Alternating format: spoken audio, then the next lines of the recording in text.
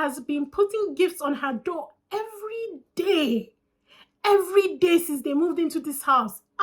Lord, ah, my heart, oh my heart. Hi people, welcome back. If it's your first time, my name is How and this is Despite Them. We're doing episode 3 of Hot Signal China season 8. Go ahead, do all the right things, and let's just dive on into it.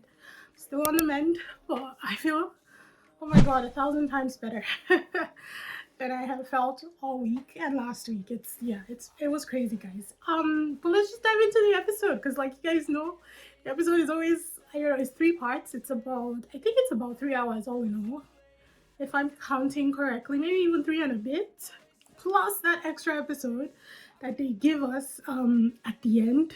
So maybe 4 hours, all in all. But yeah, we're just gonna be sticking to the main things as usual. We finally get the last guy, thank god.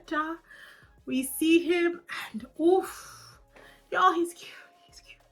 He is so damn stinking cute. His name is Jihan or Zihan. I don't really know how to pronounce it, but I chose to call him Last Action Hero because his intro was giving Last Action Hero. So he's gonna be action hero throughout this whole thing. He's extremely handsome, guys, and he's tall, like ticks all over. He's the perfect bombshell if there ever was one, and I thought that it was just fantastic the way he was introduced. He's 29 years old, and he says that he owns his own business.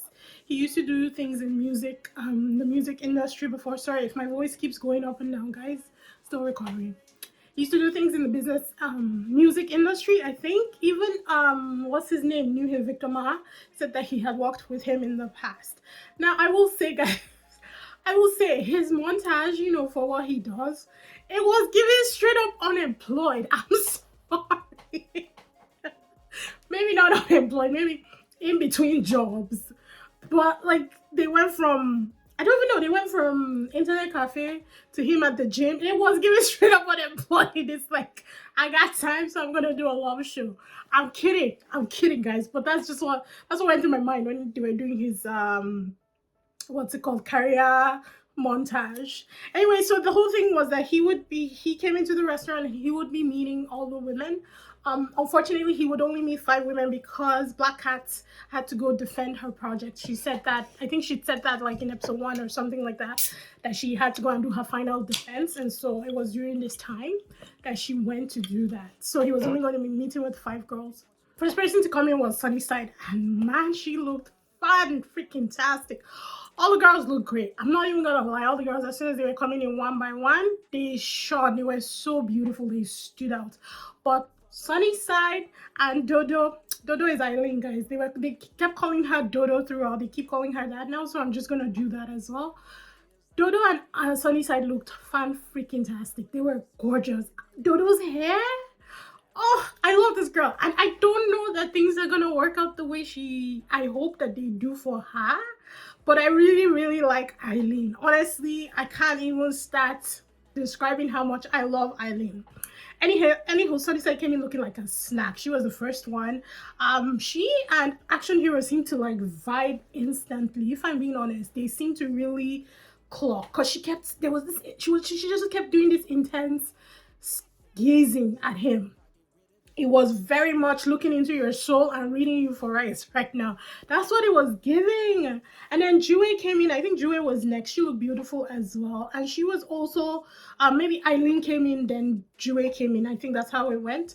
And then Jue was also giving him like intense comfort me eyes, is the best way I can explain it. I'm proud of Jue. She's moving. It looks like she's moving on.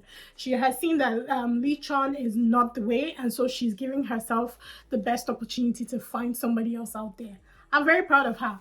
Unfortunately, I think that it's not going to work out for a lot of the singles in this. I don't know that many people are going to get coupled up. It's still early. It's still very early. What are they, 1 week into a 4-week adventure? There's still 3 weeks left. However, I think there's going to be a lot more singles left hanging than we have couples, and there's just so many of them in this season. It's kind of intense. Then last come in Lan Lan and Yifan, and it turns out that Lan Lan and Action Hero kind of know each other. Now all they kept saying was Ponyon. Did I even say that right? I think so. Ponyo, as in that, just friend. They kept saying friend. Is that code? Is that code for we grew up together so we're close? Is that code for we almost dated so we're close? Is that code for we used to date? Like, I didn't understand it. They were being so vague. And as soon as everybody clocked that he and Lala knew each other, the vibe kind of changed completely. The girls stopped asking him questions. They stopped being curious about it. Lala kept teasing him. There was a familiarity there that I think the other girls could not penetrate, and I think that kind of just switched the atmosphere. Even Dodo said it in the car. She made an absolutely perfect point when she said that it is hard. The whole atmosphere kind of shifted just because he and Lala know each other, and then nobody else knows like in what context or what has gone down or anything. They were being very vague but extremely familiar with each other, and I feel like it really did hurt his chances. They should have just come out and said, yeah, we met at this event, we didn't really keep in touch, but we know each other. You know, they should have come out and said that, because personally I didn't think he was checking for Lanlan. He was checking for Sunnyside. He very much had his attention on Sunnyside. Even when they went back to the house and they were giving him the tour, he kept his eyes on Sunnyside. So he wasn't interested in Lala, neither was she interested in him. But that familiarity kind of just puts a wedge between everybody else and him. And I really did think that it did him a disservice. Anywho, back at the home, the guys figure out that, you know, somebody new is coming. The extra room, I think, was open, so Bad Boy had figured out that there was definitely somebody new coming into the house. Dodo makes Action Hero then meets all the guys. Everything the only thing they could say was so tall, so tall. Everybody was commenting on how tall he was. I think Lichon was the tallest in the house, but now Action Hero has taken that what's it called? Baton. I don't even know, guys. My brain fell asleep for a second there. And also Neurotype was the oldest, but now I think they are both on par because they're both 29. They were both born in 1995. They play a game, and Action Hero was chosen to, you know, pick first, and they told him to pick who he wanted to start the game, and he immediately defers to Lan. I'm not sure why he did that, but I guess familiarity, and it was just easy. And he calls her Boss Lan. And I was like, oof. So obviously the guys are cleaning that, oh, what's going on? They then come clean that they actually are friends and they know each other. Again, very vague. Please, I get that I'm reading subtitles, guys. So if you guys understand the language, did they explain their friendship? Like, did they give a context to what the friendship actually is? Because I don't know, all they kept saying was point. And I'm like, yes, I know that you guys are friends, but what is the fucking context? Did you used to date? Did you almost date? Did you go on a blind date? Did you grow up together? Because at first, I thought maybe they almost dated or they dated. And then it almost seemed like, oh, maybe they grew up together and they've been that close. Like, spill the tea. We want the sauce. I want it anyways. I was so mad that they didn't go into, you know, details about their friendship. West Coast then dazzles us with a magic trick. And I think as the days go by, he gets more comfortable, and I love that for him. He's absolutely handsome. Even Action Hero said it, that he's extremely handsome. He said that about West Coast, and I agree 100%. So he dazzles the house with the magic trick. It worked very well. People were very happy. Bad Boy then unburdens himself to West Coast, you know, about his unrequited love. He's really feeling like it's not really working out, and he has it so bad for this girl. West Coast is also sitting there like, I don't know what I'm doing in this house as well, because nobody has actually narrowed down who he likes. I think I know who he likes. I said it in the last episode. I think he likes Dodo, if I'm being honest. And all things considered, I would prefer him more for Dodo than Lichon, even though I like Lichon for Dodo. But I don't know. There's something about Lichon that I just don't trust. I don't know what it is, guys. I cannot tell you what it is. It's just something about him that I don't fully trust. And because Dodo likes him, I want him for her. But I would prefer West Coast for Dodo. If choices, you know, if it was our choice, that's who I would pick for her. Besides, everybody is shipping Lichon and Black Cat, which I'm not really on board for, but I mean, I could see it. I just don't like it, you know? I'm not really on board for it, but I can definitely see it as an option for them as a couple, you know, and I get why people are shipping them. Anywho, Action Hero does get a text that he's permitted or allowed to invite one person on a one-on-one date, but he has to do it in person. He chooses Sunnyside via Yifan proxy. So essentially, he went over to their room. Yifan opens the door, but Sunnyside had already washed off her makeup. So he tells Yifan to ask Sunnyside out for him. I was like, God damn, Yifan. Yifan, I don't know. I get it. She's not attracted to this guy, but she keeps taking L's for no goddamn reason throughout this entire episode. It's very sad. I mean, it does work out for Sunnyside and Action Hero. They set their date and everything, and it goes well. But I didn't really like it for Yifan. Not that she minded, but I still didn't like it for her. The date ended up being kayaking. It was extremely beautiful. He does go into more explanation about he and Lalan's relationship, or friendship rather.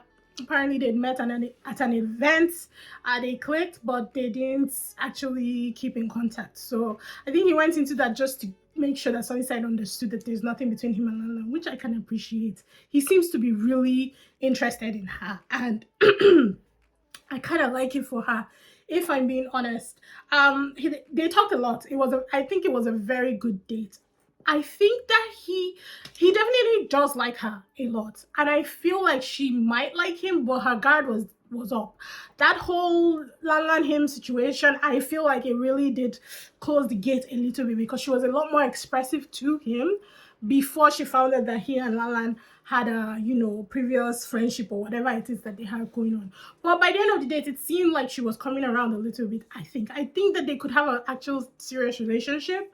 There's something there, but now you understand that two guys are after her. It's him and it's Yuhan, right? So it's up to Sunnyside to decide where she wants to be. So back to Jue, it looks like she's moving on. She's hanging in the kitchen with West Coast. She's definitely giving, body yaddy, like her body saying, I might be into you. She's flirting, and I like that for her. I don't think that West Coast is into her, unfortunately. But he's a nice enough guy where he will just, be present and just interact with whoever it is that he's with. Dodo comes in, and you can just see West Coast light up. He likes this girl. He definitely likes this guy. I don't know, I clocked it a while ago, and I hope that he can at least express himself to her so that he makes himself an option, because I don't want him to fall into I don't want him to get friend zoned, basically. And Donna is the kind of person that will friend zone you easily. She goes around just making friends very easily. That's just her nature, right? I want him to make it known. I want him to stand and be like, you, me, like, I'm hoping that he actually does do it, but I don't know how that will work out. Black Cat, an Action Hero finally meets. She finally gets back from her defense. She passed and everything, so congratulations to her. I thought that was fantastic. And they met in the kitchen. So everybody has met everybody now. Yuhan asks Sunnyside to go on a walk with him, with the dogs. So he's got the big dog. He says, do you want to go on a walk? She did not seem like she wanted to go at all. And I'm not sure why that was. She seemed very reluctant to go.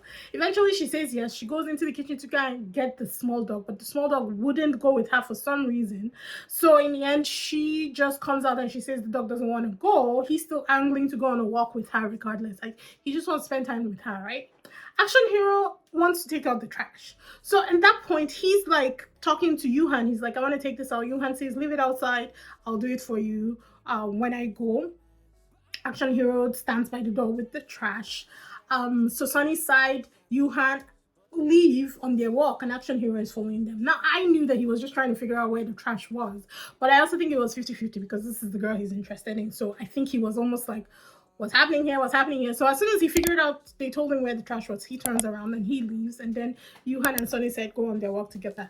Action Hero is all that. He could not sit still. He goes to his room, he's by the bed, he's on the sofa, like he could not sit still. And you just know that, this man really, really does like this girl. This is who he has chosen. It is the name of the game, guys. It's called Her Signal. They are trying to find their person. On the walk, Sunnyside did start out cold. She wasn't really engaging at all with Yuhan, but by the end of it, she thaws out, and it looked like they had a good walk. They now reveal to us this it's called a heartbeat secret. So they each had mailboxes, and there's this turn wheel with keys on it, and I think what was the rules? You get one chance to send a message to your crush and they can't say no. You guys will meet and you ride this train together. So Lee Chan's key was missing, and everybody was trying to speculate who'd opened his mailbox. People were thinking that it was Dodo, but I knew in my heart that it was Black Cat. First of all, she's bold enough. That's the thing. I may not like her and Lee Chan together just because I wanted Lee Chan or want Lee Chan for Dodo. But I cannot fault the girl for her boldness. And that's what I meant in episode 1.5 or whatever that second part episode that I did, is that she makes the moves. She's bold enough to go after what she wants. And I don't think Dodo is doing that necessarily. I feel like Dodo is camping on the fact that she knows that Lee Chan likes her and she likes Lee Chan, and she feels like, you know, that like will carry them through.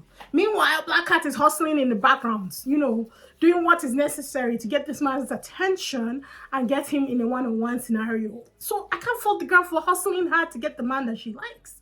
I may not like it, but I can respect it, guys. So Lee Chan finds out about his key being missing, and then Black Cat gives him a gift. So she'd also bought like Peking duck or something like that from Beijing when she came back, or something like that. She bought duck. Everything that this man ever said that he wanted before she left, she remembered. The food he liked and the university pin that he was missing or something, she got everything for him. You can't fault the girl for hustling. Honestly, respect.